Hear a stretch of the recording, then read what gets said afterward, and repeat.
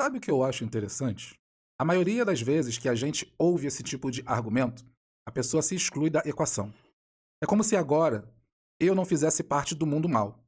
Então, eu olho para isso aqui e falo: se Deus existe, como é que pode existir esse monte de maldade? E é muito óbvio para mim, porque talvez se Deus fosse começar agora a fazer a limpa na terra, ele poderia começar por você.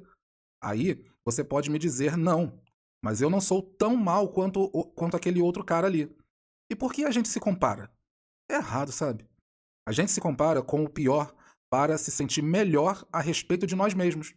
Mas nós todos somos maus.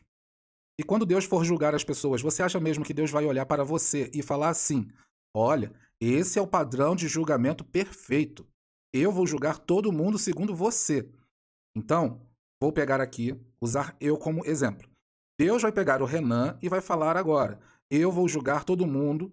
Se não for tão bom quanto o Renan, não tá bom o suficiente. Deus não vai fazer isso. Deus vai pegar Jesus. Jesus é a régua, é a fita métrica de Deus. Ele vai medir, ele é a medida. É por isso que a Bíblia diz que, ao mesmo tempo que ele é a pedra que constrói o firme fundamento, Jesus também é a pedra de tropeço, porque é por meio dele, da perfeição em pessoa que veio à terra, que também as outras que rejeitaram a salvação serão condenadas. Jesus é a fita de medir de Deus. E comparado com ele, você se acha a mesma boa pessoa que estava achando antes? Porque às vezes a gente se acha bom e não parou para pensar. Você não é tão bom quanto você pensa que é. Ah, mas eu sou melhor do que tal pessoa, do que aquele que fez isso, do que aquele que fez aquilo. Tudo bem. Você pode usar aí a sua boa e velha fita métrica de medir. Mas comparado com Jesus, todo mundo está no balaio. Todo mundo já era. Tá todo mundo junto nessa sacola que é o pecado, que é a maldade. E Deus? Ele é misericordioso. Ele é compassivo e ele exerce a sua misericórdia. Para quê? Para que os seres humanos se arrependam e então possam encontrar a salvação. Porque se Deus não fosse tão misericordioso, não haveria salvação, nem para mim, nem para você.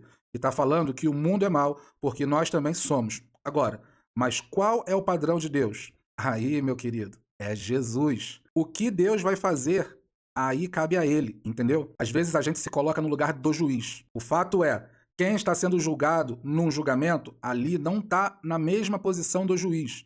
Só que a gente quer ser os dois. A gente está no meio do julgamento, mas a gente também quer ser o juiz. A gente quer determinar o que Deus deveria ou não deveria fazer. Porque a resposta é óbvia, já foi dita. Quase todo mundo já ouviu falar: o mal existe porque existe o livre-arbítrio. Você tem a possibilidade de escolher fazer o bem ou fazer o mal. Errado. Na Bíblia, o único ser que teve livre-arbítrio foi Adão. Após a queda, após a entrada do pecado, nenhum mais de nós temos livre-arbítrio. E agora, a misericórdia de Deus nos perdoa e nos capacita a viver uma vida diferente, a mudar de vida completamente, a transformar o nosso coração mal, melhorando a cada dia. Aí você deve ter uma dúvida.